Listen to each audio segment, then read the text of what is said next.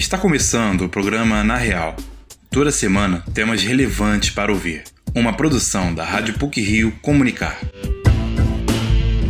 Um dos maiores monumentos de concreto armado do mundo completa 90 anos na próxima terça-feira, dia 12. No alto do Monte Corcovado, a 710 metros de altura, o Cristo Redentor, cuja estátua tem 38 metros de altura, o equivalente a um prédio de 13 andares, é uma das 7 maravilhas do mundo. A ideia da homenagem partiu de um padre francês. Vamos abordar um pouco da história desse símbolo de esperança e espiritualidade no programa de hoje. A outra pauta diz respeito ao crescimento do número de diagnósticos de miopia entre crianças e adolescentes, com incidência maior entre jovens até 19 anos. Fique com a gente!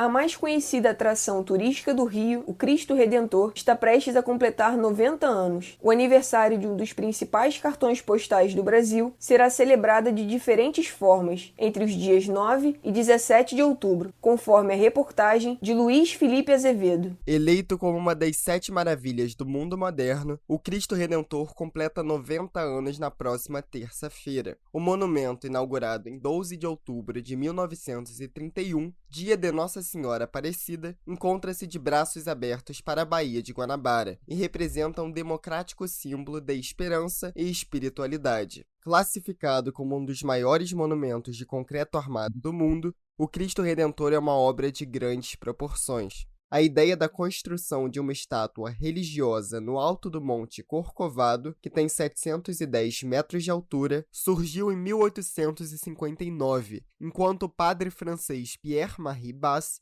observava a vista da janela da igreja do Colégio da Imaculada Conceição, na praia de Botafogo. Porém, a proposta começou a materializar-se apenas em 1922, nos preparativos para o centenário da independência do Brasil. Dentre 3 projetos avaliados, o escolhido foi o do engenheiro brasileiro Heitor da Silva Costa. O monumento teve o seu projeto de engenharia e arquitetura desenhado no Brasil. Apenas a cabeça e as mãos do Cristo foram feitas fora do país, em um ateliê na França. A obra é revestida por pedra-sabão, milhares de triângulos de 3 centímetros colados à mão em um tecido por senhoras cariocas, e foi custeada por doações de fiéis brasileiros e pela Igreja Católica. Estima-se que foram gastos o equivalente a R$16.700.000. O historiador, especialista em Rio de Janeiro e professor da PUC-Rio e UERJ, Antônio Edmilson, acredita que o impacto da obra está no uso da técnica Art Deco. O legal, o mais interessante, eu acho, foi o impacto dela ser Art Deco, moderna, né? Ela caminha no sentido da época. A estátua é muito bonita, no sentido da arte dela. Então, acho que isso valoriza muito a presença da estátua ali. E acho que isso dá um relevo interessante, porque abre para essa universalidade. É uma obra de arte. Uma das iniciativas relacionadas ao aniversário do monumento é o projeto Cristo 90. Ele busca revitalizar a estátua de 38 metros de altura, o equivalente a um prédio de 13 andares, e tem 2 principais frentes, a conservação preventiva e o restauro emergencial. Com cerca de 40 profissionais envolvidos de diferentes áreas de atuação, o projeto realiza sua primeira fase. Nela, busca-se montar um diagnóstico para que sejam identificados os agentes que colocam em risco a integridade do monumento e a elaboração de projetos de tratamento preventivo. A arquiteta, mestre em patrimônio e escultora Cristina Ventura comanda o restauro. Ela aponta que o planeta está passando por inúmeras alterações climáticas que incidem contra a estátua, como a alta incidência de raios. Para a arquiteta, o projeto deve auxiliar na conscientização da população acerca da importância do acompanhamento e preservação do monumento. O Cristo Redentor recebe, em média, 6 raios por ano. Isso é uma descarga violentíssima. E o que acontece com ele, mesmo com a questão do para-raio estar adequado agora, né?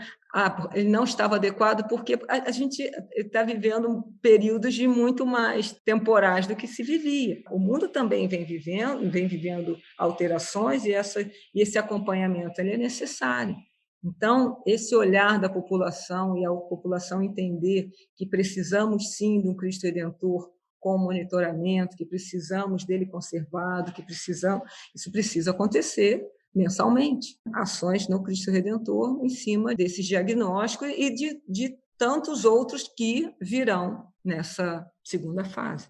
O aniversário do monumento será celebrado de diferentes formas. A festa dos 90 anos do Cristo ocorre entre os dias 9 e 17 de outubro, na Marquês de Sapucaí. A temática da celebração é a sustentabilidade e a entrada será através de doações, 1 quilo de alimento não perecível. Estão confirmadas apresentações musicais de Jorge Aragão, Martinho da Vila, Elba Ramalho e muitos outros. Todas as atividades da festa seguirão as normas internacionais contra o coronavírus e as regras de ouro da vigilância sanitária.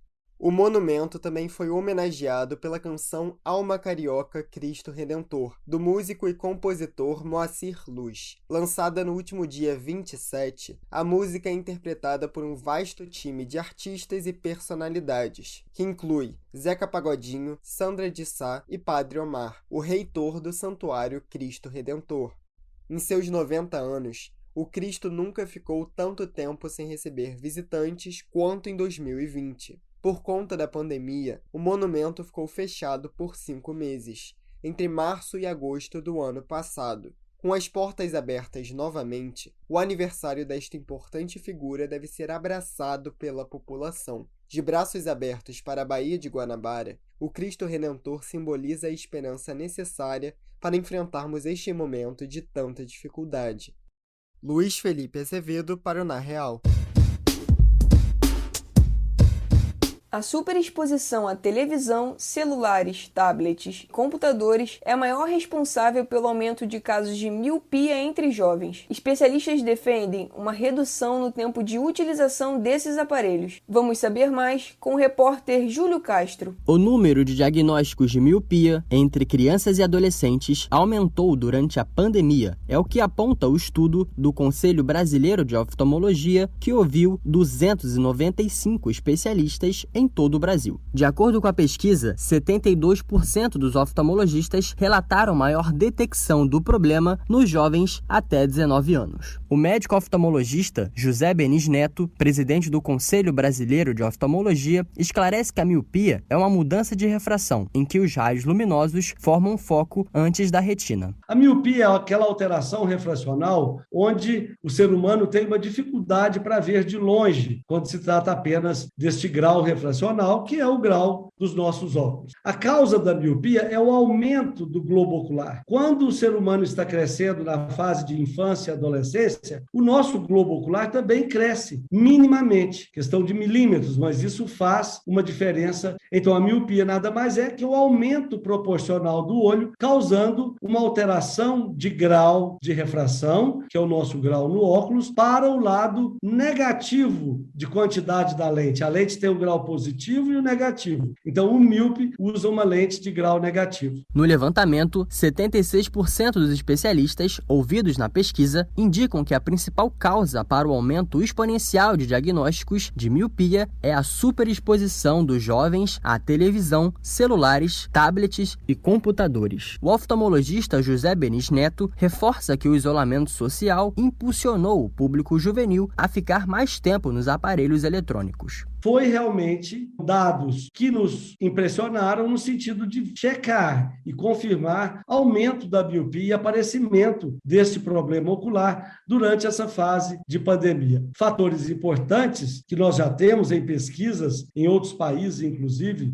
demonstrando que a fixação do olhar dentro de casa, dentro de ambiente fechado e por muito tempo, influi no aumento da miopia de pacientes jovens, crianças e adolescentes. Porque nós temos substâncias dopaminérgicas ativas dentro do nosso olho, na retina, que são inibidas pela luz externa, pela luz do dia, pela luz solar. Quando isso não acontece, a pessoa fica muito dentro de casa, esforçando muito a vista para perto, essa substância, ela deixa de ser inibida e promove o aumento do nosso globo ocular. E com isso, então, provoca miopia. miopia. Então, condizente com a situação de pandemia, onde obrigou as pessoas a ficarem em casa, as pessoas leem mais, usam mais tablets, celulares, computadores, telas digitais, em resumo. Fatores importantes para o aumento da miopia. O estudo do Conselho Brasileiro de Oftalmologia ainda indica que 99% dos médicos oftalmologistas entrevistados na consulta defendem a redução do tempo de exposição nestes aparelhos e recomendam o aumento das atividades ao ar livre. O médico oftalmologista Rodrigo Pegado, membro da Sociedade Brasileira de Oftalmologia, afirma que a herança genética é relevante para o diagnóstico de miopia, mas alerta para o perigo da alta exposição externa. O fator genético ele é muito importante. Quando você encontra uma pessoa míope, certamente essa pessoa míope tem um pai ou uma mãe míope, ou vai ter um filho ou uma filha míope, mas não é somente a questão da genética, né? O ambiente externo também pode favorecer bastante, e esse é o principal tema da preocupação desse momento. É a exposição do ambiente externo favorecendo ao crescimento do diâmetro anteroposterior do olho e o aparecimento da miopia de uma forma exponencial. O médico Rodrigo Pegado explica que, apesar da genética ter um grau relevante para o diagnóstico do problema de visão, incorporar hábitos regulares na rotina podem evitar danos futuros no globo ocular. A recomendação, basicamente, se tem com relação à distância. É importante que a gente mantenha uma distância mínima de 45 a 60 centímetros dos monitores. Outra recomendação é o tempo, que o tempo não se exceda mais de 2 horas, intervalo de 15 minutos entre a utilização desses sistemas.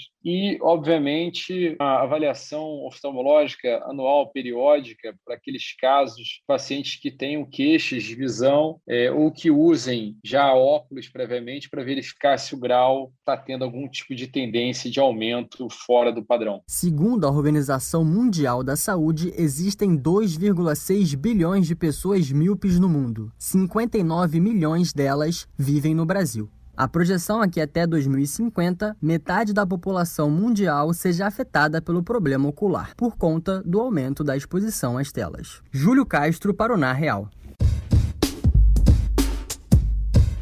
E para finalizar essa edição do Na Real, selecionamos alguns assuntos relevantes e curiosos da semana, que foram ou vão ser destaque nas mídias eletrônica e impressa. Pílulas da semana. O baterista da banda Queen, Roger Taylor, lançou nas plataformas digitais um novo álbum de estúdio. Outsider é o 6º disco da carreira solo do músico de 72 anos, composto por 6 relançamentos e 6 faixas inéditas. O álbum é o primeiro com material novo desde Fun on Earth, de 2013. Com o adiamento da turnê europeia de Queen mais Adam Lambert para 2022, Taylor decidiu realizar uma série de 14 shows para mostrar o repertório de Outsider. As apresentações começaram no dia 2 de outubro e se estenderão até o dia 22. A Prefeitura do Rio avalia liberar parcialmente a população do uso de máscaras em novembro. O secretário municipal de saúde, Daniel Sorães, disse que apesar de estar difícil manter a população de máscara, não há como retirar a obrigatoriedade agora. A dispensa está prevista no calendário de reaberturas elaborado pelo Comitê Científico, que se baseia no nível de cobertura vacinal. Segundo o cronograma, quando a população total do Rio atingir 75% de cobertura com as 2 doses da vacina, a máscara será exigida apenas em ambientes hospitalares e em transportes públicos. Ainda não há previsão de dispensa total do uso de máscara na cidade. O influenciador digital e modelo Lucas Castellani comprou a primeira casa em que morou John Lennon por cerca de 25 milhões de reais em um dos endereços mais exclusivos de Beverly Hills. Aos 22 anos, Castellani tem mais de 1 milhão de seguidores no Instagram e leva um estilo de vida de celebridade. Amigo das Kardashians e de Lady Gaga, o mineiro tem lugar reservado na área VIP dos maiores desfiles de moda do mundo e participa de vários movimentos sociais em prol da comunidade LGBTQIA+.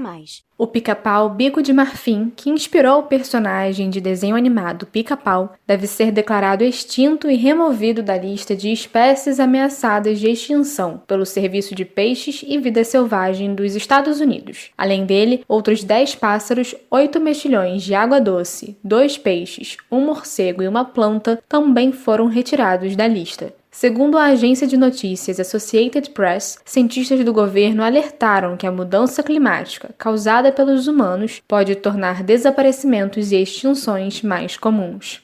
Britney Spears foi liberta da tutela do pai, Jamie Spears, no dia 29 de setembro. Em 2007, a princesa do pop passou por diversas crises pessoais e, em 2008, o pai pediu ao Tribunal Superior do Condado de Los Angeles uma tutela temporária de emergência.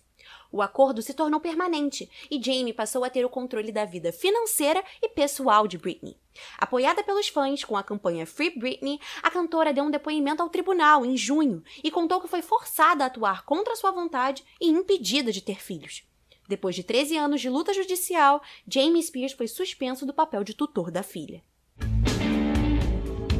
Por hoje é só. O programa Na Real é produzido por estagiários da Rádio PUC com a supervisão e edição de Célio Campos. Lembramos que a Rádio PUC faz parte do Comunicar, cuja coordenação é de Lilian Sabac. Até a próxima semana!